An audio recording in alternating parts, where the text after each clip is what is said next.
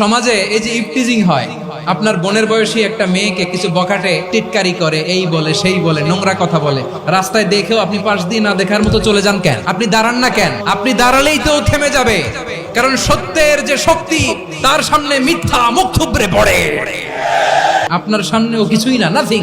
আপনি দাঁড়ান, ওকে প্রশ্ন করেন যে আমার বোনকে তুমি ডিস্টার্ব করো কেন? আপনাকে দেখে আরো 5 জন দাঁড়াবে, 5 জনকে দেখে আরো 10 জন দাঁড়াবে। আমাদের নীরবতা আর আমাদের নিশ্চুপ থাকাই জালিমদেরকে আরো শক্তিশালী জালিম বানিয়েছে। টেন্ডারবাজি, চাঁদাবাজি, দুর্নীতি, অপরাধ, দখলদারিত্ব, মজুদদারি, এগুলো সবকিছু একসাথে প্রতিরোধ করতে হবে, ঠিক কিনা বলেন? এই যে নতুন বাংলাদেশের এক সুযোগ এসেছে, আর জীবনে হয়তো আসবে। আসুন দেশটাকে আমরা সাজাই, আসুন আমরা এক দল আরেক দলকে নিশ্চিহ্ন করার যে রাজনীতি, এটা বন্ধ করি।